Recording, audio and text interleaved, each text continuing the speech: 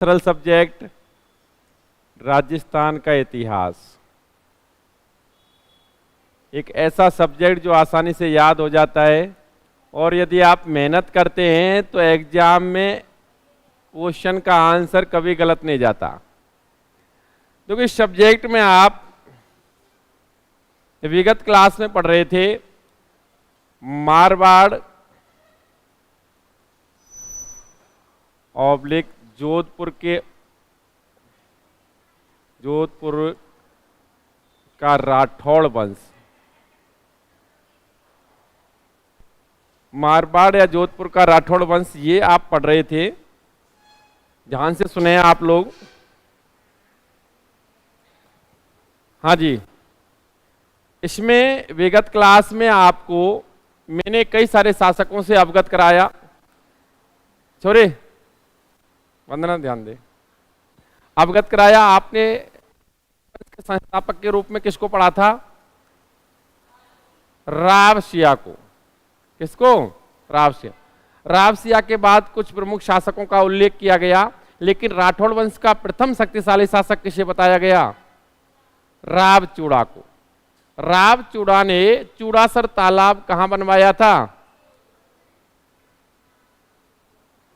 कहां पे?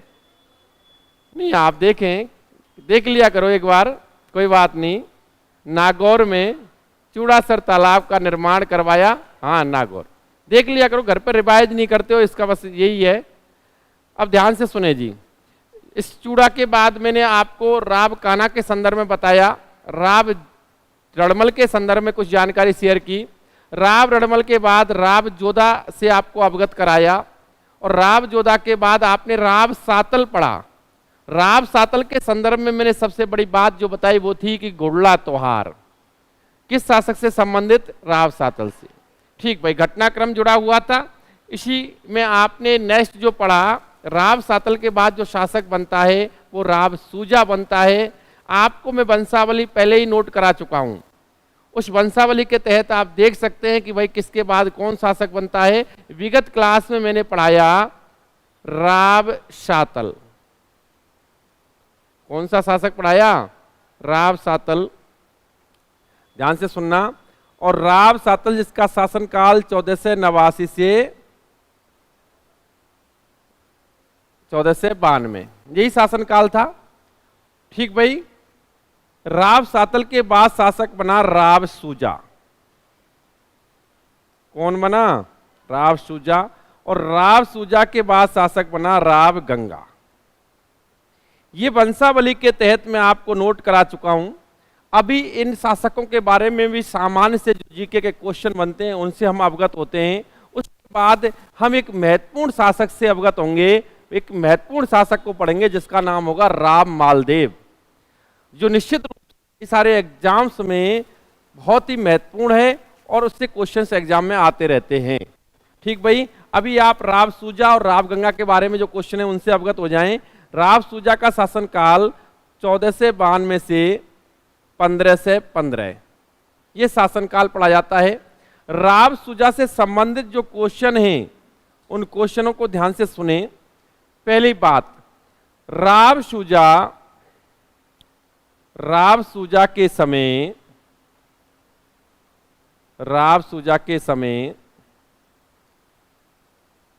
राव बीका नाम आपने पहले भी सुना होगा। निश्चित रूप से राव जोधा का पुत्र था। राव जोधा का वह पुत्र जो पिता से नाराज होकर चला गया था, और निश्चित रूप से इस राव बीका ने बीकानेर रियासत की स्थापना की। बीकानेर रियासत का संस्थापक राव बीका कहां से? बीकानेर से। ठीक भाई। 1465 में बीकानेर रियासत की नींव डाली थी बंदे ने। जोधा का पुत्र था। राव सातल के पिता जोधा ही थे, ये भी जानते होंगे आप, विगत क्लास में पढ़ाया भी है। आप इसमें देखें, इसी बीका ने 1465 में बीकानेर रियासत की स्थापना की, कि बीकानेर नगर भी बसाया। इसके संदर्भ में हम बीकानेर का राठौड़ वंश पढ़ाएंगे, तब आपको बताएंगे। लेकिन इस राव बीका ने जोधपुर पर आक्रमण किया या चढ़ाई की। आक्रमण किया या चढ़ाई की। एक्चुअली क्या है कि बताया जाता है कि राव बीकानेर जो, क्योंकि इनका भी वही परिवार था। भाई मैंने विगत क्लास में आपको एक डाटा लिखाया था जिसमें मैंने आपको बताया था कि राव सातल, राव दूधा, राव बीका, ये सब थे। और निश्चित रूप से उसी परिवार की हर चीज पर हक किसका था? राव बीका का। सातल शासक बना, ठीक, बीका ने रियासत की स्थापना कर ली। सूजा जो शासक था ये प्रभावी शासक नहीं था, निश्चित रूप से प्रभावी शासक नहीं था, एक कमजोर शासक था। स्थिति का लाभ उठाया बीकानेर के शासक इस राव बीका ने जोधपुर पर आक्रमण कर दिया और जो जोधपुर रियासत के राठौड़ों के जो मूल राज चिन्ह था या और जो प्रतीक थे साथ ले गया था। कौन? राव बीका। ठीक भाई, अर्थात जोधपुर के किस शासक के समय? बीकानेर के शासक राव बीका ने जोधपुर पर चढ़ाई की थी, आक्रमण किया था, राव सूजा के समय। दूसरी बात आती है, देखो ध्यान से सुनना, नेक्स्ट, इसके समय इसके समय किसके? हाँ जी, राव सूजा के समय। इसके समय बीरम देव, देखो बीरम देव, कल मैंने विगत समय में जो डाटा लिखाया था उसमें बीरम देव भी नाम आया था। दूधा के दो छोरे, एक तो बीरम देव और एक रतन सिंह। रतन सिंह की छोरी का नाम क्या? मीरा। और बीरम देव के दो छोरे जयमल और आज सिंह, डाटा में लिखाया है मैंने। इसके समय बीरम देव ने मेड़ता के रूप में, मेड़ता के रूप में या मेड़ता को रूप में स्वतंत्र रियासत की स्थापना की, स्वतंत्र रियासत की स्थापना की स्थापना की। अब आप ध्यान से सुने, एक्चुअली मेड़ता जो थी वो निश्चित रूप से जोधपुर के राठौड़ शासक थे, इनकी ही जागीर थी, इन्हीं की जागीर थी। भाई आप देखें, जोधा ने मेड़ता किसको दे दिया? अपने एक छोरे को, राव दूधा को, तो इनकी जागीर थी। वो केवल जागीर थी जो जोधपुर के अंडर में आती थी। लेकिन इस सूजा चूंकि एक प्रभावी शासक नहीं था, सबके अंदर महत्वाकांक्षा होती है। वे जो मेड़ता के जो जागीरदार थे, कह सकते हैं जो बंदे थे, वो भी महत्वाकांक्षी थे। अतः सूजा की स्थिति को भांप करके इन्होंने मेड़ता को स्वतंत्र रियासत के रूप में स्थापित कर दिया कि अब से कोई जागीर वागीर नहीं, एक स्वतंत्र रियासत है। इसका शासक कौन? बीरमदेव। कौन? बीरमदेव। तो मेड़ता को स्वतंत्र रियासत के रूप में किसने स्थापित किया था? और जोधपुर के किस शासक के समय? राव सूजा के समय। क्लियर है? ये दो पॉइंट है जी, जीके की दृष्टि से महत्वपूर्ण रूप से यही पढ़े जाते हैं। रामायण कितने भी पढ़ लो, सेंसलेस है, कहानियां भी बहुत बन सकती हैं, लेकिन निश्चित रूप से जीके के लिए महत्वपूर्ण यही है। अभी हम पढ़ेंगे राव गंगा के बारे में, लेकिन अभी आगे बढ़ते हैं, ध्यान से सुनना। इसे राव सूजा के बाद शासक कौन बना? राव गंगा। राव गंगा का शासनकाल 1515 से 1531 ये शासनकाल पढ़ा जाता है। और राव गंगा के बाद आप जानते ही हैं शासक बना था इसका पुत्र राम मालदेव, जो कि इतिहास में बड़ा स्थान रखता है, इतिहास में एक महत्वपूर्ण स्थान रखता है। लेकिन राव गंगा से रिलेटेड हम 2 से 3 क्वेश्चन पढ़ते हैं, ध्यान से सुनना आप। पहली बात, आपको मैंने विगत समय में जब मेवाड़ पढ़ाया था तो मेवाड़ के इतिहास के तहत आपने राणा सांगा के अंतर्गत एक खानवा युद्ध पढ़ा था। और जब मैंने खानवा युद्ध पढ़ाया था तो यह भी बताया होगा आपको कि खानवा युद्ध एक ऐसा युद्ध था राजस्थान के इतिहास का जिसमें संपूर्ण राजपूत जाति ने भाग लिया। निश्चित रूप से बड़ी संख्या में इसमें राजा, राव और सामंत आए थे। मैंने ये लिखाए भी हैं, 7 राजा, 9 राव और 104 सामंत आए थे। बड़ी सेना थी। अब उसी दौरान मैंने आपको यह भी लिखाया था कि राजपूताने से बहुत सारे शासक, राव राजा जो सहयोग हेतु आए थे, उनमें प्रमुख जो थे वो निम्न हैं, लिखाया था मैंने। तो आपको मैंने बताया होगा उसमें कि भाई राणा सांगा के खानवा युद्ध में जोधपुर से सहायता हेतु कौन आया था? ये क्लियर आंसर है, राम मालदेव आया था। लेकिन आरएस 2007 में एक क्वेश्चन आया था, और क्वेश्चन बड़ा रोचक जी। निश्चित रूप से बहुत स्टूडेंट ने गलत किया था इसका आंसर। मैं क्वेश्चन बोल रहा हूं कि राणा सांगा के खानवा युद्ध में जोधपुर के किस शासक ने सहायता प्रदान की? ठीक भाई, और आंसर क्या आता है? अर्थात मेरा कहने का मतलब है, देखो 27 में युद्ध हुआ था, 15 से 27 में युद्ध हुआ था, 17 मार्च 1527 मैंने डेट लिखाई हुई है छोरे, लिखाई है ना, ध्यान इधर ही लगा पूरा, उसे मत देख। ठीक भाई, अब 17 मार्च 1527 राजा कौन था जोधपुर का? गंगा। अब गंगा ही तो निर्णय लेगा, अतः इसने राणा सांगा के खानवा युद्ध में, खानवा युद्ध कब हुआ? 15 से 27। खानवा युद्ध में सहायता हेतु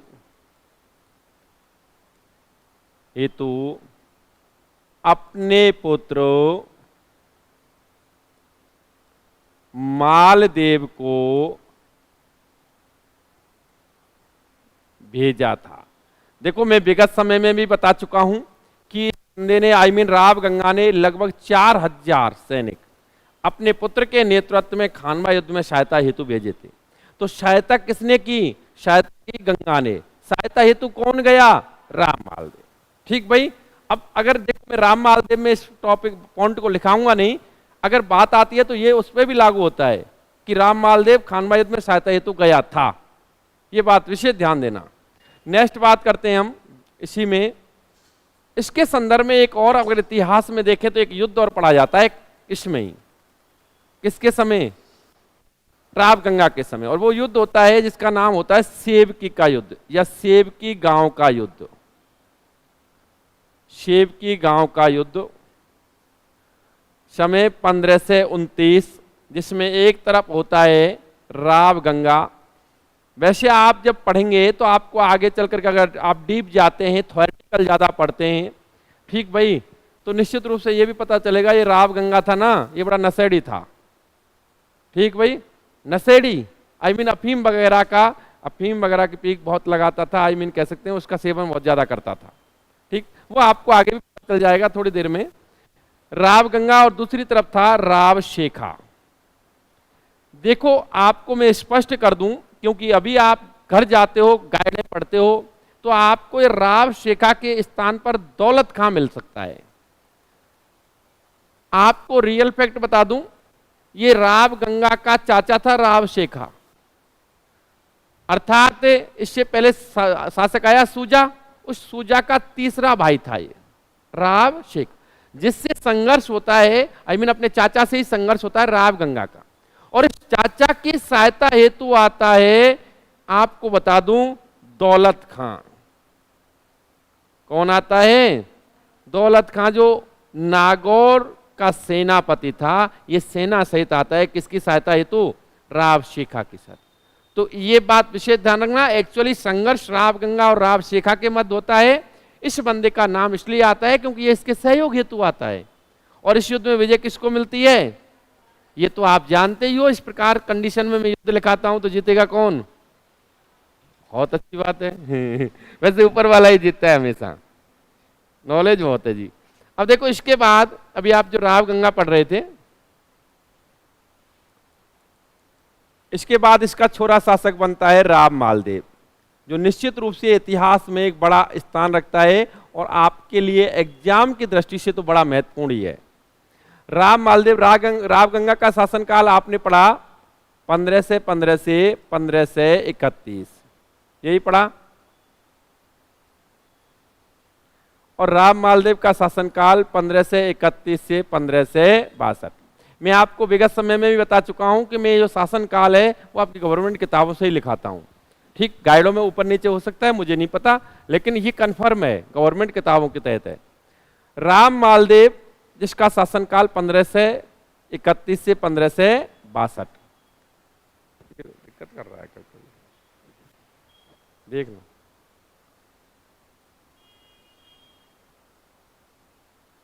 हाँ जी, राव मालदेव 15 से 31 से 15 से 62। अभी फर्स्ट पॉइंट,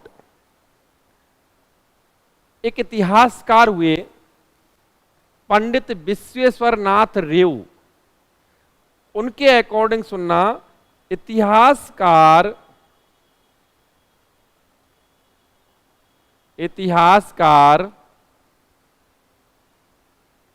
प्रॉब्लम आ रही है।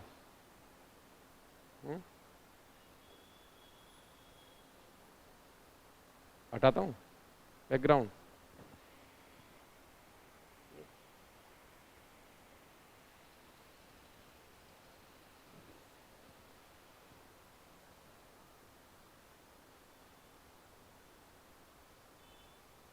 हाँ जी, इतिहासकार रेउ के अनुसार आ रही है। इतिहासकार रेउ के अनुसार मैं बताता हूं इस चीज को।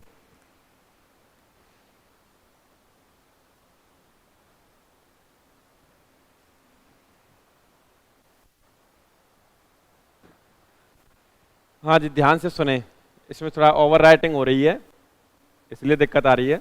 मैं समझा देता हूं। इतिहासकार रेउ के अनुसार, इतिहासकार रेउ क्या कहते हैं?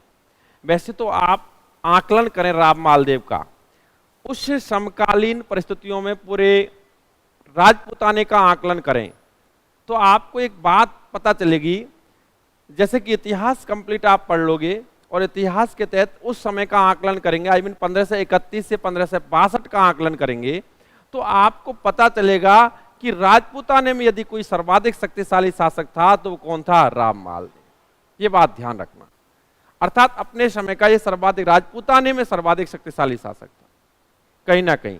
क्योंकि आप देखें 31 से 62 के समय को देखें तो इधर कौन था? मेवाड़ में उदय सिंह था, और उदय सिंह इतना प्रभावी राजा नहीं था। उदय सिंह आपने पढ़ा है, ठीक। उदय सिंह के संदर्भ में कर्नल जेम्स टोड ने तो यह कहा है कि वह ऐसा शासक था जो विपत्ति के समय अपने प्रजा और अपनी जनता का साथ, आई मीन जनता का साथ छोड़ करके चला गया। आपने देखा था 67-68 के समय, ठीक भाई। तो यह अपने समय का प्रभावी राजा था। और इसके आगे के कार्य को देखेंगे, इसके पराक्रम को देखेंगे, इसके युद्धों को देखेंगे, उनमें इसकी विजय को देखेंगे तो आपको पता चलेगा, निश्चित रूप से आप भी गौरवान्वित होंगे। तो कहीं ना कहीं अधिकांश इतिहासकार इस पर कोई टिप्पणी नहीं करते हैं, लेकिन रेउ जो हैं ये एक टिप्पणी करते हैं इस पर। क्या कहते हैं विश्वेश्वर नाथ रेउ? ये कहते हैं कि इस बंदे ने, आई मीन राम मालदेव ने, अपने पिता की हत्या की। क्या की? अपने पिता की हत्या की, और इसीलिए इसे क्या कहा जाता है? पितृहंता। ये बात कौन कहता है? विश्वेश्वर नाथ रेउ। कैसे कहते हैं? कैसे कहते हैं? बताते हैं ये कि निश्चित रूप से जो ये इसके पिता राव गंगा हैं, इनकी मृत्यु हुई थी, ये महल में अपने में थे, झरोके में बैठे हुए थे। झरोका होता है जी, संध्या के समय झरोके में बैठे हुए थे। ये अफीम का नशा तो करते ही थे, और उस झरोके से गिर गए और मर गए। कुछ साक्ष्यों के आधार पर यह पता चलता है कि उस समय महल में केवल और केवल मालदेव ने ही प्रवेश किया था। चूंकि मालदेव महत्वाकांक्षी था, और देखो महत्वाकांक्षी था, और इसका रीजन भी आप देख सकते हैं। हम जब बात करें मालदेव की, तो मालदेव जब शासक बना था, इसके पास कुछ नहीं था, केवल 2 परगने थे इसके अधिकार क्षेत्र में। आई मीन गंगा जो राजा था जोधपुर का, इसके अधिकार में केवल 2 परगने थे, 2 जागीर थी केवल, एक तो सोजत का और एक जोधपुर का। बाकी की सब कुछ लुट चुका था। केवल 2 जागीरों का राजा था, 2 परगनों का राजा था। और इसकी महत्वाकांक्षा देखिए आप राम मालदेव की। इतिहास पढ़ेंगे तो आपको पता चलेगा कि इसने शासक बनने के बाद 52 युद्ध किए और 58 परगनों पर अधिकार कर लिया। तो ये तो क्लियर दिख रहा है कि बंदा महत्वाकांक्षी था। ये तो क्लियर दिख रहा है कि इसकी बड़ी मन में थी कि पापा मर जाएं, जल्दी से मैं शासन का विस्तार करूं, अपना साम्राज्य का विस्तार करूं और निश्चित रूप से प्रभावी शासक बन के उभरूं। ये तो इसकी तमन्ना थी। तभी तो युद्ध, इसने शासक बनते ही लगातार 52 युद्ध, 58 परगने अधिकार। तो कहीं ना कहीं महत्वाकांक्षाएं झलक रही हैं। तो शायद इसीलिए पंडित विश्वेश्वर नाथ रेउ जी कहते हैं कि जैसा कि झरोके में नशे में बैठे हुए थे राव गंगा, ये आता है राम मालदेव और साइड से, हाँ जी, और इस प्रकार मृत्यु हो जाती है किसकी? राव गंगा। पापा जी मर गए जी, कोई बात नहीं, अब क्या किया जाए? देखो अभी लेकिन इतिहास में से क्या कहा जाता है? पितृहंता। क्या कहते हैं? पितृहंता। किसके अकॉर्डिंग? विश्वेश्वर नाथ रेव के अकॉर्डिंग। ठीक भाई, अभी हम देखें नेक्स्ट, ध्यान से सुने। इसे फारसी इतिहासकारों ने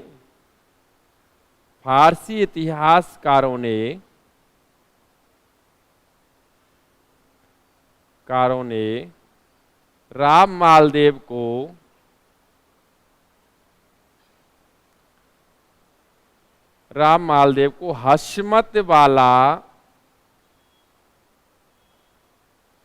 हस्मत वाला शासक कहा। अब देखो ध्यान से, हस्मत वाला शासक का मतलब होता है स्वाभिमानी या शक्तिशाली शासक। स्वाभिमानी या शक्तिशाली शासक। ठीक भाई, अभी तुम्हारे लिए जीके का क्वेश्चन क्या बनता है? एक तो पितृहंता वाली बात आ गई, विश्वेश्वर नाथ रेव के अकॉर्डिंग पितृहंता इसे बताया गया है। दूसरी बात क्या आती है कि हस्मत वाला शासक किसको कहा गया? तो आंसर सीधा सीधा सा, दिमाग लगाना ही नहीं जी, आंसर सीधा सा राव मालदेव को। नेक्स्ट बात करें, इतिहासकार फरिश्ता और बदायूनी, ये नाम मैं पहले भी बोल चुका हूं। बदायूनी का नाम तो मैं पहले ही बोला था जी। बदायूनी ने इसे, ओवर राइटिंग हो रही है, ने इसे भारत का महान पुरुषार्थी शासक कहा। किसने कहा? फरिश्ता। एक्चुअली ये इतिहासकार हुए। मैं आपको स्पष्ट कर दूं, बदायूनी का नाम तो आपने पहले सुना ही था जी। ये तो आपका हल्दी घाटी युद्ध में उपस्थित इतिहासकार रहा है, सबको पता है जी। छोड़ो, अभी इसमें फरिश्ता का नाम भी मैं बता दूं। फरिश्ता भी एक अच्छा इतिहासकार, पता नहीं अच्छा बुरा तो मुझे नहीं पता, लेकिन इतिहासकार हुआ है। मैं इसका एक आपको वक्तव्य बताता हूं। फरिश्ता ने लिखी तारीख फरिश्ता। कौन सी लिखी? तारीख फरिश्ता। अब देखो मैं बता देता हूं, इसने अपनी पुस्तक में लिखा, आपने नाम पढ़ा होगा पद्मिनी। पद्मिनी पढ़ा है? रावल रतन सिंह की पत्नी, अति सुंदर। मैंने आपको पढ़ा दिया है जी मेवाड़ का इतिहास, उसमें आपको पूरे विस्तार से मैंने बताया भी है, सारी कहानी वानी भी सुनाई है। आपको स्पष्ट कर दूं, इस फरिश्ता ने गलती से पद्मिनी को रतन सिंह की पुत्री बताया है। अब गलती से तो मैं लगा रहा हूं, नहीं इसने तो बताया है। ठीक भाई, तो कहीं ना कहीं इसके में कई मैंने इसके वक्तव्य देखे हैं किताब के स्रोत के आधार पर, तो मैंने ये चीज पाया है कहीं ना कहीं वो अलग ही ऊट पटांगी हरकतें हैं। तो कोई दिक्कत नहीं, हमें तो बस इतना पड़ता है फरिश्ता और बदायूनी से क्या मानते हैं? भारत का महान पुरुषार्थी शासक। जो आप इसके बारे में जब पढ़ोगे तो कहीं ना कहीं ये चीजें आपको पता भी चल जाएंगी। कहीं ना कहीं प्रभावित तो था बंदा। ठीक भाई, हस्मत वाला राजा किसे कहा गया? मालदेव को। भारत का महान पुरुषार्थी शासक फरिश्ता बदायूनी ने किसे कहा? मालदेव को। ठीक है, राठौड़ वंश में प्रथम पितृहंता के रूप में किसे जाना जाता है? मालदेव को। मालदेव ने किसकी हत्या की? अपने पिता राव गंगा की हत्या करके कौन शासक बना? राम मालदेव। राम मालदेव का शासनकाल क्या पढ़ा जाता है? ठीक भाई, नेक्स्ट बात करते हैं हम, ध्यान से सुनना आप लोग। इसी के संदर्भ में इसका राज्याभिषेक हुआ जी, शासक बना पापा के मरने के बाद। तो देखो राज्याभिषेक हुआ, 2 टाइम राज्याभिषेक हुआ। फर्स्ट टाइम जो राज्याभिषेक हुआ वो हुआ सोजतपाली में।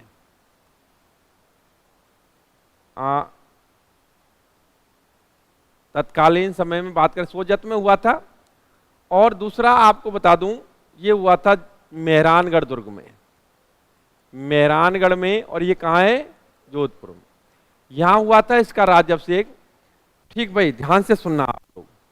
2 बार राज्याभिषेक हुआ।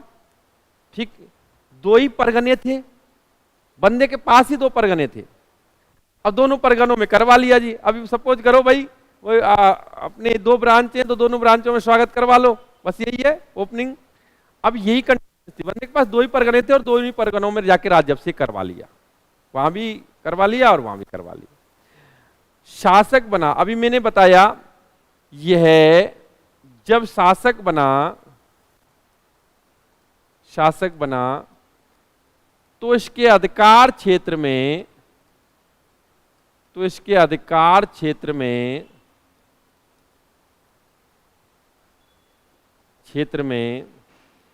केवल दो परगने थे। कौन कौन से थे दो परगने? एक तो सोजत का और एक जोधपुर का। कितने परगने थे? दो परगने। एक तो सोजत का परगना इसके अधिकार क्षेत्र में, क्या है बताओ, दो परगनों का राजा क्या राजा होता है? कुछ नहीं थी। ठीक, दो परगने थे। तत्पश्चात इसने 52 युद्ध किए और 58 या 60 परगनों पर अधिकार। सोचो कितनी बड़ी महत्वाकांक्षा और कितना बड़ा पराक्रम। तो इस बात से स्पष्ट होता है कहीं ना कहीं ये बहुत ही प्रभावी राजा रहा है अपने समय का। ठीक भाई, इसने 58 परगनों पर अधिकार कर लिया, लगातार संघर्ष किया, इसने किसी को नहीं छोड़ा जी। इसने मेड़ता को भी नहीं छोड़ा, मेड़ता को भी अधिकार कर, आसपास जितने भी जानकारों के हो चाहे अनजानों के हो, जितने भी परगने थे सबको अपना लिया। भाई 58 परगनों पर अधिकार करना बड़ी बात थी, बड़ी उपलब्धि थी। नेक्स्ट बात करें तो देखो, हम राम मालदेव पढ़ते हैं तो राम मालदेव के संदर्भ में निश्चित रूप से दो महत्वपूर्ण बातें आती हैं जो एक तो आती है आपकी कि राम मालदेव के प्रमुख युद्ध, राम मालदेव के प्रमुख युद्ध, और दूसरी बात आती है जी प्रमुख युद्ध, दूसरी बात आती है इसकी पत्नी के संदर्भ में। पत्नियां तो संख्या में ज्यादा थी, लेकिन एक पत्नी जो थी जिसे इतिहास में रूठी रानी के नाम से जाना गया, उम्मादे या उन्मादे, उससे रिलेटेड भी क्वेश्चन बन जाता है। एग्जाम्स में विगत समय में पूछे भी गए हैं। ठीक, इसके स्थापत्य कला के तहत कुछ निर्माण कार्य भी हैं, वो बात अलग है, लेकिन इसका युद्ध और एक इसकी पत्नी जिसे इतिहास में रूठी रानी के नाम से जाना गया, इन दो पहलुओं पर हम चर्चा कर लेते हैं और उसके बाद हम आगे बढ़ेंगे। प्रमुख युद्धों में देखो, एक युद्ध आता है जी पहोबा या साहेबा का युद्ध।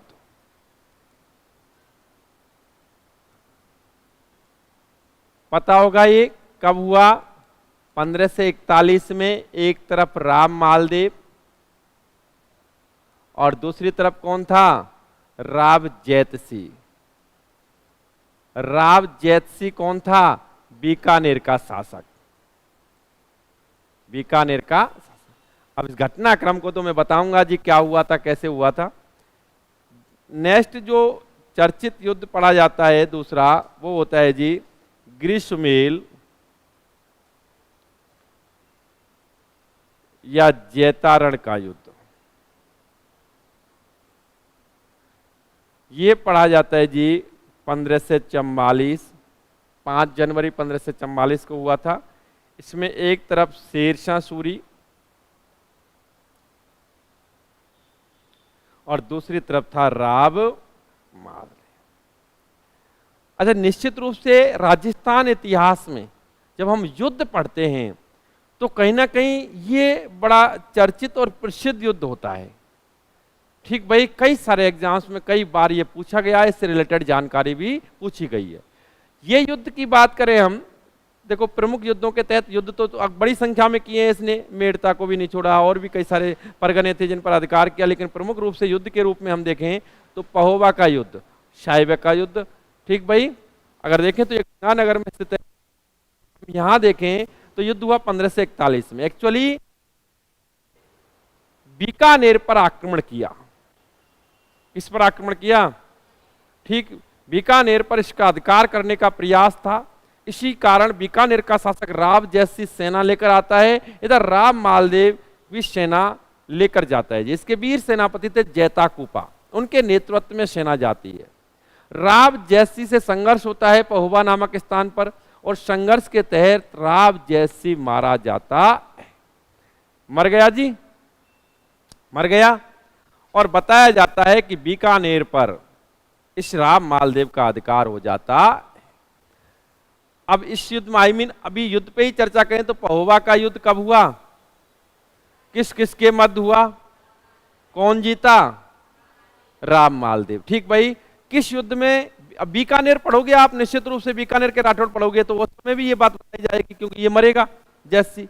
ठीक भाई, तो किस युद्ध में राव जैसी मारा गया, तो पहोवा के युद्ध में मर गया जी। अब ये तो मर गया, बीकानेर पर अधिकार किसका हो गया, राम मालदेव का। तो ये कितनी बड़ी बात है, ये प्रभावी बात है। राम मालदेव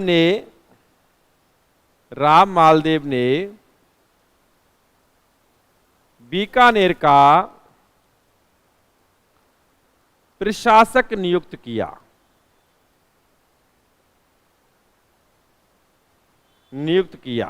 किसे नियुक्त किया पता है क्या, ए भाई किसे नियुक्त किया पता है क्या? ये बड़ा अच्छा क्वेश्चन है क्योंकि ये बंदा तो वहीं जोधपुर का शासक है जी, राम मालदेव। तो इसने बीकानेर को भी जीत लिया, तो बीकानेर का प्रशासक, क्योंकि राजा मर गया। ठीक, और राजा का छोरा था उस समय, अरविंद राव जैसी का पुत्र था इसका कल्याणमल, राव कल्याणमल, जिसे आप बीकानेर में पढ़ते हो। ये राव कल्याणमल वही बंदा है जहां जी राव कल्याणमल खानवा युद्ध में भी गया था, और राव कल्याणमल वह बंदा है जिसने सर्वप्रथम बीकानेर रियासत के अंतर्गत सर्वप्रथम मुगलों की अधीनता स्वीकार की। बीकानेर का प्रथम शासक जिसने मुगलों की अधीनता स्वीकार, राव कल्याणमल, जो आगे आपको पता चल जाएगा, निश्चिंत रहें। ठीक भाई, राव कल्याणमल जो इसका पुत्र था, पापा मरे, बीकानेर पर अधिकार इसका मालदेव का हो गया। कल्याणमल चला गया शेरशाह सूरी की सेवा में। किसकी सेवा में चला गया? क्योंकि तत्कालीन समय में भारत पर, दिल्ली पर शासन था सूरी वंश का, और सूरी वंश का संस्थापक और सूरी वंश का प्रथम शासक शेरशाह सूरी था। ठीक भाई, तो उसके शरण में चला गया कौन? कल्याण। इसे जाने दो, बीकानेर पर मालदेव का अधिकार हो गया, और मालदेव ने प्रशासक नियुक्त किया अपने सेनापति कोपा को। किसे नियुक्त किया? कोपा। तो ये युद्ध तो बिल्कुल सरल है, कुछ नहीं। पहोवा का युद्ध हुआ 1541, किस किस के मध्य हुआ? मालदेव जैसी के मध्य। जैसी बीकानेर पर किसका अधिकार हो गया? मालदेव का। मालदेव ने प्रशासक कौन नियुक्त किया? कोपा। खत्म। ठीक भाई, इधर इसका छोरा कहां चला गया? छोरा तो जाएगा शेरशाह सूरी के पास। जा इधर निश्चित रूप से मेड़ता भी अधिकृत हो गया था। मेड़ता का जो बीरमदेव था वो भी शेरशाह सूरी के संपर्क में था। अभी ध्यान से सुने जी, अब पढ़ते हैं ग्रीष्मेल युद्ध या जैतारण युद्ध। बड़ा रोचक है, बहुत ही रोचक है, और निश्चित रूप से राजस्थान के इतिहास में एक बड़ा स्थान रखता है ग्रीष्मेल युद्ध या जैतारण युद्ध। ठीक भाई, वैसे जैतारण वर्तमान में ब्यावर जिले, वर्तमान जो समय में पढ़ाते थे वो कहाँ? पाली में पढ़ाते थे। अभी मुझे ये बताएं, क्वेश्चन पूछ लेता हूं आपसे, बाकी का तो चलता रहेगा ये, इसमें तो मैं बताऊंगा क्यों हुआ, कैसे हुआ, लेकिन एक सरल सा क्वेश्चन आपको मैंने विगत समय में भी बताया है।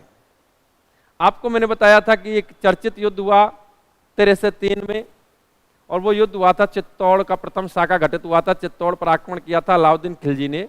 उस समय इतिहासकार कौन सा मौजूद था अलाउद्दीन खिलजी की सेना के साथ? और आंसर आता है अमीर खुसरो। तुम जब ये जो ऑनलाइन बच्चे हैं ना, आज तो कम संख्या में है, लेकिन फिर भी जब तुम आंसर नहीं देते होंगे तो ये सोचते होंगे यार ये तो कुछ नहीं जानते, तो आंसर दे दिया करो, या इसके लिए पढ़ना जरूरी है, घर पे पढ़ लिया करो। ठीक, नेक्स्ट, हल्दी घाटी युद्ध में कौन सा इतिहासकार मौजूद था? बधाई नहीं। अब मुझे इसमें बताएं, इसमें कौन सा इतिहासकार मौजूद था? ग्रीष्मेल युद्ध में, जैतारण युद्ध में कौन सा इतिहासकार मौजूद था? बताया तो है मैंने, ये तो कन्फर्म है क्योंकि चीजें दोहराता हूं। राधे राधे दीपक मीना जी। हाँ जी, बड़ा सो नाम है, सही कह रही है वैसे लक्ष्मी, नाम तो बड़ा सही है। कोई नहीं बताऊंगा जी, या लिखूंगा। और वैसे तो इतिहासकार भाई दुनिया की सबसे बड़ी बीमारी है तो ये मोबाइल है, हकीकत बता रहा हूं मैं, इतनी बड़ी। और समस्या ये है अभी इसके प्रभाव स्कूल्स में भी आने लगे हैं। ठीक है, हमारे स्कूल्स में बटे हैं भाई, हमारे स्कूल में तो ये हमने, हाँ, तो वो 9th 10th student 11th 12th जो भी है, अब एक चीज देख रहा हूं मैं, थोड़े रील्स वगैरह खूब बना रहे हैं, बहुत बिजी हो रहे हैं, बहुत बिजी हो रहे हैं। मैं तो ताज्जुब कर रहा हूँ, छोटे छोटे बच्चे बहुत कुछ सीख रहे हैं नया। अच्छा, बहुत अच्छा ये प्रोग्राम है, मैं नहीं बोल सकता कुछ भी।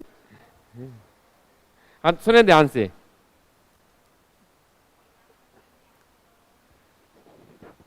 ध्यान से सुने। ग्रीष्मकालीन युद्ध, जैतारण युद्ध, अब ये क्यों हुआ इस पे चर्चा करेंगे, उसके बाद हम इसके स्थिति का आकलन करके रिजल्ट्स बताएंगे।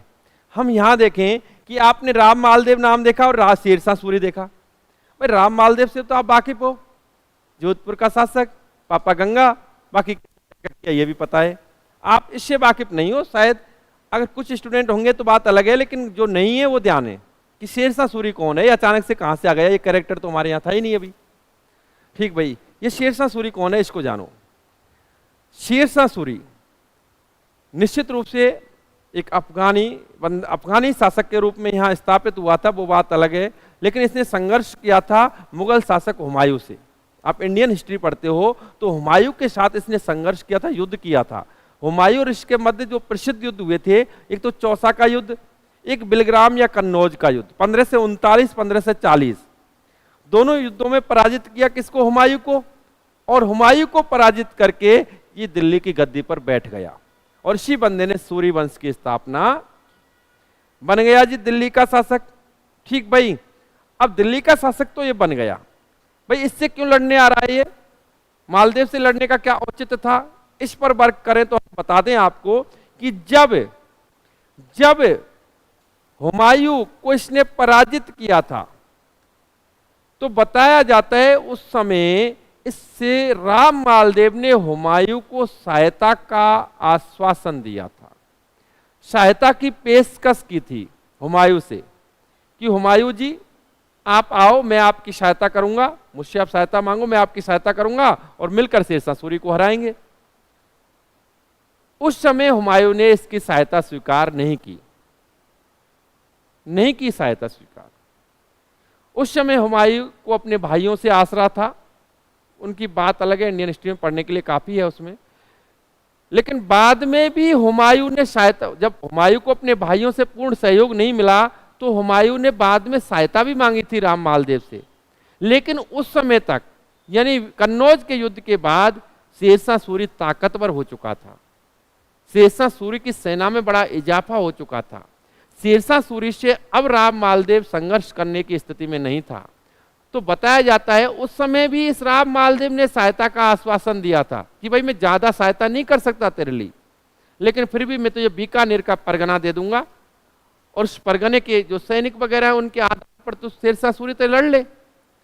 लेकिन हुमायूं को कहीं ना कहीं इस राम मालदेव पर विश्वास नहीं था। इन दोनों के मध्य, हुमायूं और राम मालदेव के मध्य अविश्वास की स्थिति बनी और हुमायूं ने भी सहायता स्वीकार नहीं की और हुमायूं वापस लौट गया। 2 बार सहायता की बात आई, दोनों बार सहायता इस बंदे ने नहीं ली, हुमायूं ने। ठीक भाई, लेकिन अब देखो हुमायूं किसका शत्रु, शेरशाह सूरी का। किसका शत्रु था, शेरशाह सूरी का शत्रु था। भाई दुश्मनी तो था, उसी को हरा करते तो गद्दी पे बैठा था। अब जो इसका शत्रु है उसकी कोई सहायता करे तो वो शेरशाह सूरी का शत्रु होगा। अब राम मालदेव ने सहायता का आश्वासन दिया था। अब ये समाचार कैसे पहुंच रहे थे शेरशाह सूरी के पास, एक्चुअली शेरशाह सूरी को भड़का रहे थे बीकानेर का कल्याणमल और मेड़ता का बीरमदेव। ये दोनों किसकी सेवा में थे और शेरशाह सूरी को भड़का रहे थे कि देख राम मालदेव है, सहायता कर रहा है, देख ले।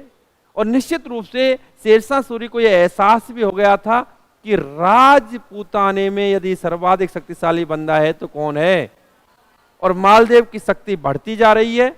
यदि ये राजपूत कहीं संगठित होकर के मुझसे सामना करने के लिए आ गए तो मुझे दिक्कत हो जाएगी। तो एक तो इसकी शक्ति को छीण करना था, राम मालदेव की शक्ति को क्षीण करना था, और एक भाई वो हुमायूं वाली टसन की सहायता कर रहा था उसकी। और इसी वजह से शेरशाह सूरी बड़ी सेना के साथ इससे युद्ध करने के लिए आता है।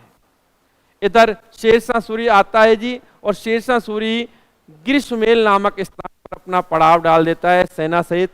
ठीक, एक तो यहां इधर जब राम मालदेव को पता चलता है कि शेरशाह सूरी आया है, तो निश्चित रूप से शेरशाह सूरी से लड़ने के लिए राम मालदेव भी अपने वीर सेनापति जैता कूपा के साथ इसी मैदान में आकर उपस्थित हो जाता है। दोनों की सेनाएं आमने सामने हैं, एक तरफ तो किसकी, हाँ जी, और एक पे। अब एक चीज और बता दूं मैं, इसे राम मालदेव के जो वीर सेना नायक थे, सेनापति थे जैता और कूपा, वो एक ऐसे सेना नायक थे कि ये बताया जाता है कि जैता कूपा जब तक इस राम मालदेव के साथ थे तब तक राम मालदेव को हराना संभव नहीं था। जैसे आपने पढ़ा हो चौहान वंश में, जब आप देखते हैं चौहानों का संघर्ष होता है महोबा के शासक परमार्थ देव से, उसके दो वीर सेनापति थे आलाउदल, कि आलाउदल जब तक परमार्थ देव के साथ हो तब तक परमार्थ देव को हराना संभव नहीं था। ऐसे ही जैता कूपा यदि इसके साथ हो मालदेव के, तो इन्हें हराना संभव। दोनों की सेनाएं आमने सामने।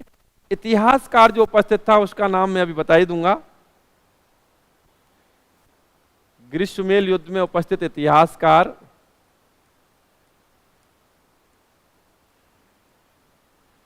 युद्ध में ये किसकी सेना में था, ये शेरशाह सूरी की। इतिहासकार वो था अब्बास खां शेरवानी। इसने लिखी तारीख़े शेरशाही। ये उपस्थित था बंदा इसमें, कोई दिक्कत नहीं जी, हाँ ध्यान से सुने। दोनों की सेनाएं आमने सामने। निश्चित रूप से ये तो बात थी कि मालदेव की सेना और उसके सेना नायकों के नेतृत्व में सेना बड़ी प्रभावी सेना थी। कहीं ना कहीं प्रारंभिक दौर में संघर्ष हुआ था तो ये सेना भारी भी पड़ी थी, राम मालदेव की सेना। इसे शेरशाह सूरी को एहसास हो रहा था कि मैं भाई इससे जीत नहीं पाऊंगा। तो बताया जाता है उस समय छल कपट का सहारा लिया गया, और छल कपट के तहत ये बताया जाता है कि बीरम देव द्वारा, जो मेड़ता का बीरम देव था, इनका तो परिवार वाला ही था वो बंदा, इन्हीं के परिवार से तो निकला था। ठीक, वो बंदा इन दोनों के जैता और कूपा के शिविर में, इनसे भाई बातचीत तो होती थी सब। जैता के पास गया कि जैता भाई मुझे आप ऐसा करना, कंबल मंगवा देना वहां से, मैं 20,000 रुपये आपको दे देता हूँ। शिविर लगे हुए थे, सेनाएं थी, उसको दे दिए। ऐसे कूपा को दे दिए कि भाई मुझे सिरोही की तलवार मंगा देना, मैं आपको इतने रुपए देता हूं। दोनों के शिविर में 20-20 हजार रुपये रखवा दिए, ऐसा बताया जाता है। और इधर राम मालदेव के शिविर के आगे ऐसे पत्र डलवा दिए गए कि जैता कूपा जो तेरे सेनापति हैं वो किससे मिल गए, शेरशाह सूरी से। बताया जाता है राम मालदेव ने अपने गुप्तचरों के माध्यम से इनके शिविरों की चेकिंग करवाई, और शिविरों में पैसे जब मिल गए तो राम मालदेव को शक हुआ कि ये दोनों बिक गए हैं, और इसी वजह से राम मालदेव अपनी सैन्य टुकड़ी के सहित यहां से निकल जाता। अब कौन रह गए यहाँ, जैता कूपा। जैता कूपा को एहसास हुआ कि हमारा जो मालिक आय में शासक है वो हम पर शक कर रहा है। तो निश्चित रूप से एक राजपूत होने के नाते उन्होंने कहा कि हम अपने पराक्रम से, अपने दम पर इस शेरशाह सूरी से संघर्ष करेंगे, और हमारी जो स्वाभिमानता है और हमारा जो विश्वास है उसको हम साबित करके रहेंगे। वो जैता कूपा के नेतृत्व में जो सेना थी वहां डटी रहती है। शेरशाह सूरी की सेना हमला करती है और संघर्ष प्रारंभ हो जाता है। संघर्ष के दौरान जैता कूपा अदम्य साहस का प्रदर्शन करते हैं। शेरशाह सूरी की सेना बुरी तरह से पराजित होने लगती है।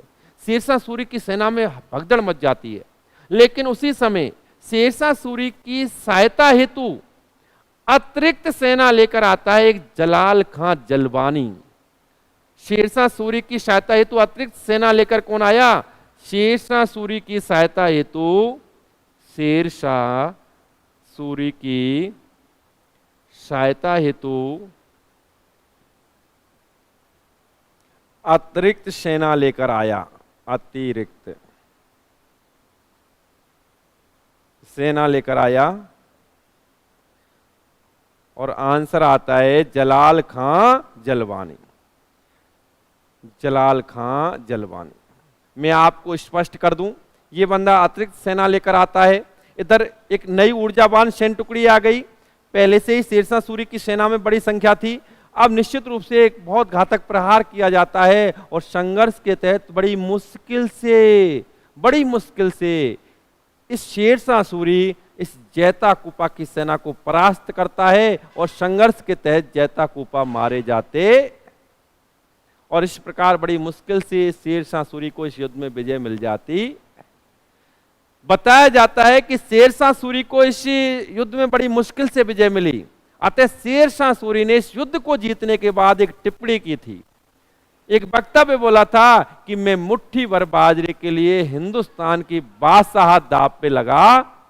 देखो बड़ी मुश्किल से जीता था बंदा, हार जाता तो क्या जाती, हिंदुस्तान की बादशाहत जाती, और जीत गया तो क्या मिला, यहाँ सोने चांदी के खाने तो है नहीं, वह जोधपुर से सोने चांदी ले जाए वह खाना में निकाल के, यहाँ कहा बाजरो, ठीक भाई।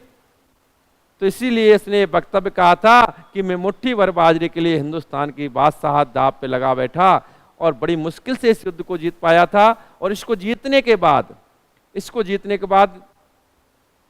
अर्थात किस युद्ध को जीतने के बाद शेरशाह सूरी ने कहा कि मैं मुट्ठी भर बाजरे के लिए हिंदुस्तान की बादशाहत दांव पे लगा बैठा, किस युद्ध को जीतने के बाद इसने क्या कहा था, मैं मुट्ठी भर बाजरे के लिए, इसका मतलब है थोड़े से बाजरे के लिए हिंदुस्तान की बादशाहत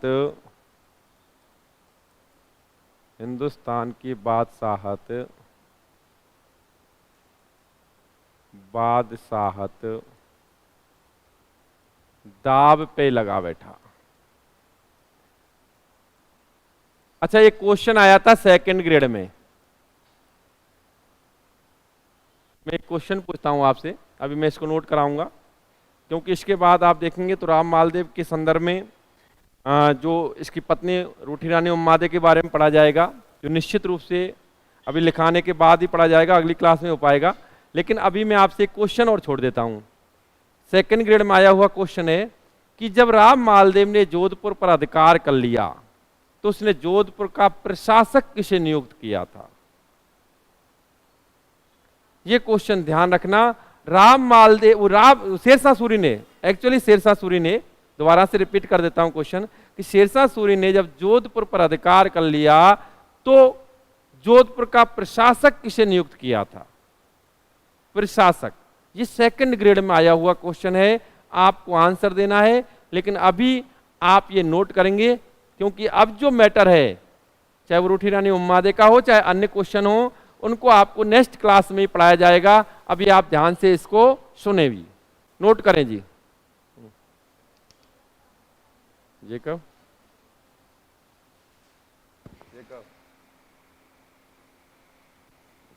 नोट करें, बहुत सारा मैटर समझाने में निकल गया।